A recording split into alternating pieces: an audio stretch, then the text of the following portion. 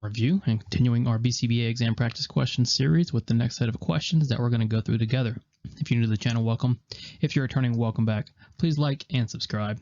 Be sure to check out all of our study materials at behavioranalyststudy.com, including our combo pack. As always, when you pass, let us know so we can include you in the Sunday shout-out. Work hard, study hard. Let's get going. A college student hired a physics tutor to improve her chances of earning an A in the class. The college student is reinforced with praise consistently with the tutor, and her physics knowledge improves. She is now able to demonstrate her physics knowledge more consistently in class, but receives reinforcement at a lower rate than with her tutor. This reinforcement schedule most resembles what? Reinforcement schedule question, and we know there are more than one reinforcement schedules at play, making this a compound reinforcement schedule question. So let's identify what reinforcement schedules we are looking at. That should be your first priority in a compound schedule question. We know the college student is reinforced with praise consistently with the tutor. When she gets to class, she receives reinforcement at a lower rate. So we're not quite sure what the schedules are. We just know there are multiple schedules in play. And when dealing with compound schedules, we also have to identify, are there SDs present signaling one schedule is available and one schedule is not? And there is. The tutor signals the praise consistently schedule is available. The class signals that the reinforcement at a lower rate is available. So we've got two schedules rotating randomly in some sort of form or fashion, some sort of maybe pattern, but most likely random, which is when she's with the tutor, one schedule is in play. When she's with the class, another schedule is in play. So what kind of schedule does this most resemble? A multiple schedule. Well, with the multiple schedule, we've got multiple reinforcement schedules operating independently of one another, and SDs are present to signal what schedule is currently available. So it's different from a concurrent schedule. With a concurrent schedule, there's choice, right? You're choosing which behavior to engage in.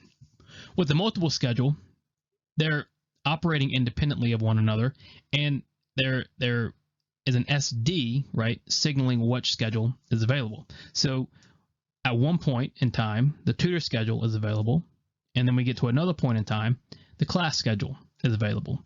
These schedules are not available at the same time, and there's SDs making it a multiple schedule. A mixed schedule is the same as a multiple schedule, except there are no SDs signaling what schedule is available. And then alternative and conjunctive. With an alternative or a conjunctive schedule, you have to have a ratio and an interval schedule operating. With an alternative schedule, you've got to complete either the interval or the ratio schedule, so it's an either or schedule. With a conjunctive schedule, you have to complete both. In this case, we've got two schedules rotating likely randomly with SD signaling what schedule is available. This is a multiple schedule question.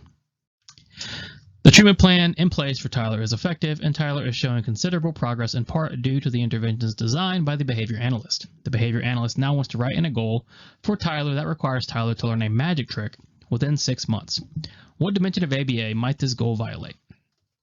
Working through dimension of ABA questions, you've got to be very specific and very aware of what information you're given, because a lot of times, like in this one, you're given very limited information, right? And we never make assumptions on the exam. In this case, this might be the closest we come to making an assumption, right? What do we know? We know the treatment plan in place is effective. We know Tyler's making progress. We know the behavior analyst is designing interventions. So it seems like the behavior analyst is doing their job well. Now, they want to write a goal for Tyler to learn a magic trick. And immediately I think to myself, why are we using time to learn a magic trick? Is that really the best use of our time? So, what dimension might this goal violate? A, effective. Well, the analyst has already proven to be effective, so there's no indication that they wouldn't continue to be effective. I don't think we're violating effective anywhere in this question. B, conceptually systematic. Well, the analyst assumingly is creating her interventions using ABA principles, given she or he is a behavior analyst and Tyler is making progress. There's nothing indicating they're not being conceptually systematic. What about C, applied? Well, if we talk about learning a magic trick as a goal, you have to ask, is that really socially valid? Is that meaningful?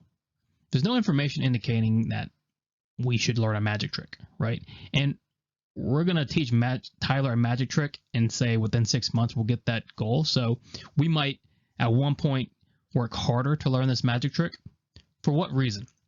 I'd have to question how applied is learning a magic trick really. And then D, analytic. Well, analytic just says there's a functional relation. The behavior analyst is already showing her ability to establish functional relationships with her interventions. The issue here is based on the information, which is not that much, right? So we've got to kind of make our best answer here, is we're violating the dimension of applied. Does Tyler really need to learn a magic trick? Do we really need to spend time on that? We've really got to ask those questions when choosing goals. We've got limited time, limited resources. We have to make the best of them and use them to the best of our ability. A functional behavior assessment indicates a client may engage in potentially dangerous behavior directed at themselves and others. You believe that a restraint procedure may be necessary at some point during service delivery. What is your responsibility as the behavior analyst in the scenario? Now, as the behavior analyst, you are responsible, and that's kind of your primary role. You're responsible for the case, for the outcomes, for what your technicians do when you're not there, for parent training, for assessments. You're just responsible for a lot of things. So if you have a functional behavior assessment that indicates dangerous behavior, and you start using the word restraint, you've got to be very careful and smart about that word, because restraint can be very dangerous. It's hard to implement, it's hard to monitor, and things go very wrong very quickly. If you're going to use restraint, you've got to know a lot of things. You've got to understand a lot of things. What are those things? A, you must ensure you and your technicians are trained and competent in restraint procedures. Absolutely. You've got to be trained and competent. You should never, ever write in a restraint procedure or allow someone to implement a restraint procedure who is not trained and competent. You're asking for something to go wrong. You're asking for things bad to happen. And in many states, there are laws against restraint. So not only are you potentially harming the client and others, you're potentially looking at legal issues as well. A looks good. Let's keep reading. Read all your choices. B, you must write a crisis emergency plan prior to services starting. So ideally, you've already got a plan in place. You should really write a crisis emergency plan no matter what, but especially if we're talking dangerous behaviors needing restraint. There's absolutely got to be some sort of plan in place if the technician, or it gets to the point where the technician has to use restraint on these dangerous behaviors. C, you should never use restraint in your behavior plans. It is unethical. It's only unethical if you don't plan for it, if you don't train for it, and you're not prepared for it. And it's got to be last resort, okay? It's not always unethical. It's not black and white. A lot of times it is unethical, but it's not always. There's no black and white here, right?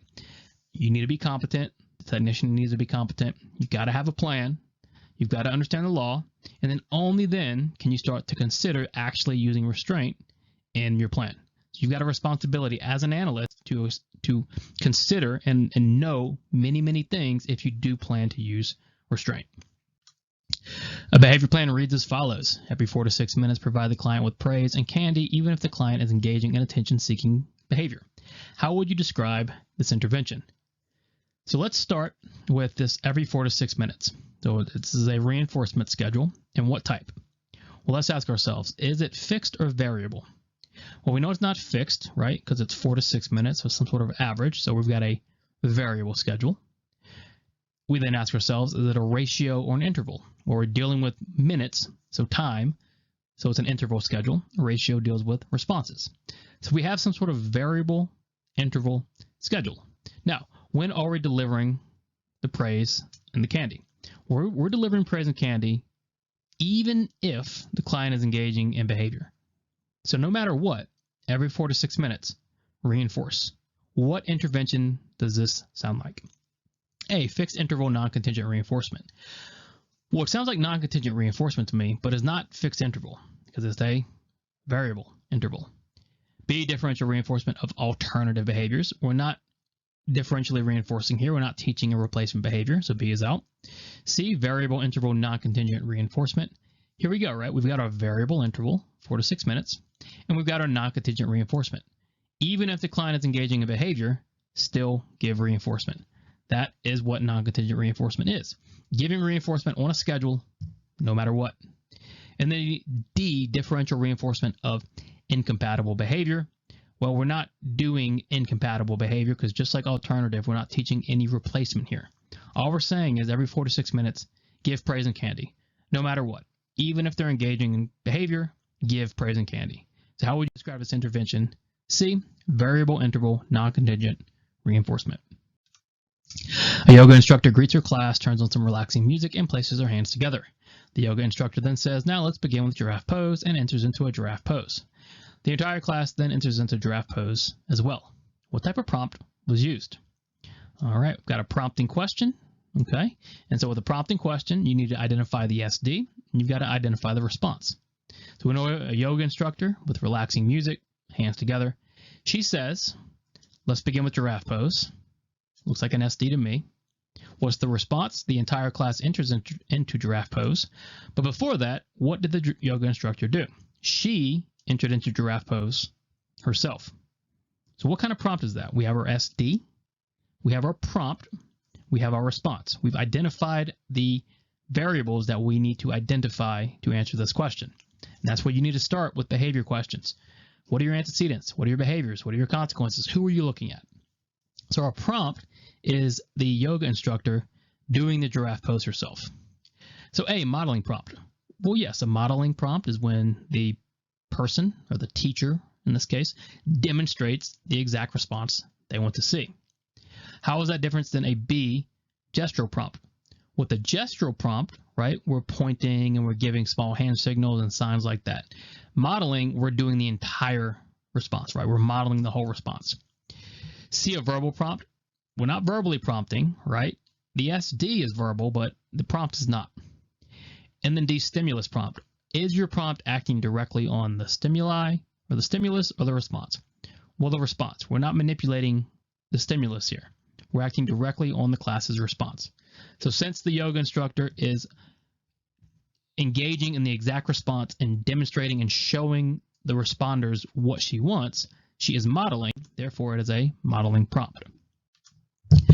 After several rounds of trial and error, James is finally able to recite his speech from memory. The problem is James continued to stumble over one section and he cannot seem to eliminate this error.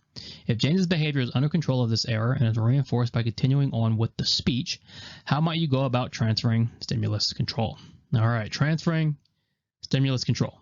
When you think transferring stimulus control, think prompt fading. What are we doing with prompt fading? Well, we are taking a prompt, which has become a temporary SD, and we're transferring control to the real SD. So think prompt fading. When you prompt, you're creating temporary SDs that temporarily have stimulus control of the behavior. We've got to transfer stimulus control from that prompt to the real SD. And how do we do that? Well, in this case, we know James is stumbling over one section and he keeps doing it. And the behavior is now under control of the error, meaning his behavior chain, the error is part of the behavior chain, which is part of the reason we use errorless learning to prevent this type of thing from happening. So how can we go about removing stimulus control from the error and transferring it to the non-error? A, implement a response cost procedure for James if he makes this error. Well, that might reduce James's errors, but it's not transferring control because A is punishment, right? So if we remove the punishment, we're not reinforcing anything. It's just going to keep happening. B, reinforce James only when he can recite the speech without the error. It's one way to do it. You've got to reinforce in the presence of the SD you want, which is the non-error speech. C, stop James from continuing after he makes the error.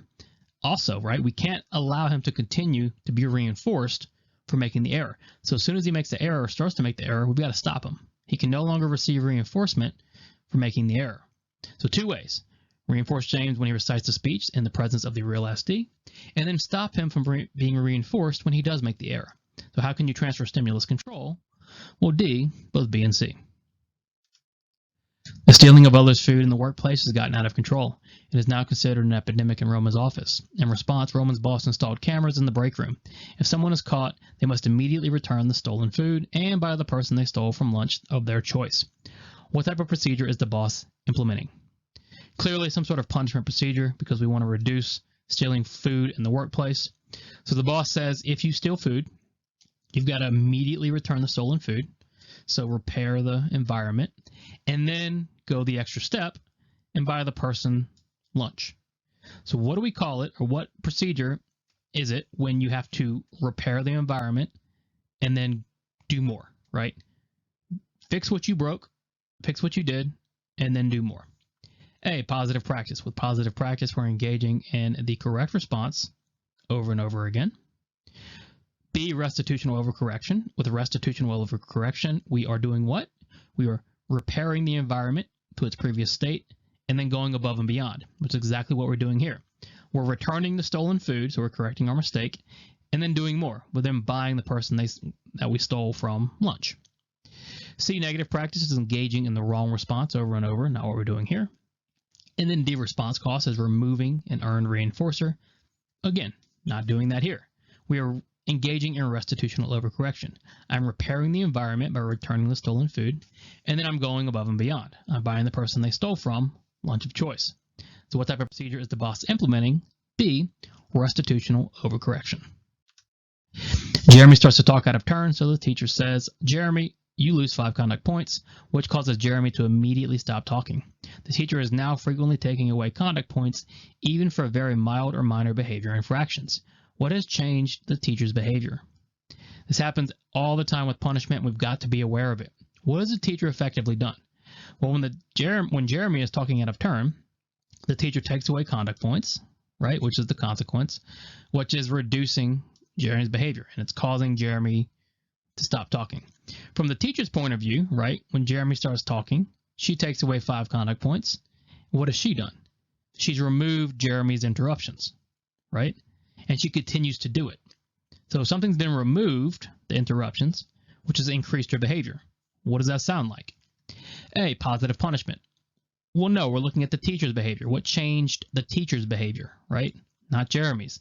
And the teacher's behavior increased. She's now doing it more and more. So it's not punishment, and it's not negative punishment. But if we look at C, negative reinforcement, she's removed the interruptions. She's removed the mild and minor behavior infractions, which has increased her behavior. So what changed the teacher's behavior? Well, C, negative reinforcement. It's not positive reinforcement because nothing was added. She's removing or escaping or avoiding the disciplinary issues, which is therefore reinforcing her behavior. Excellent. Check out behavioranalyst.study.com for all of our study materials. Make sure you like and subscribe. As always, let us know when you pass so we can include you in the Sunday shout out. Work hard, study hard. See you soon.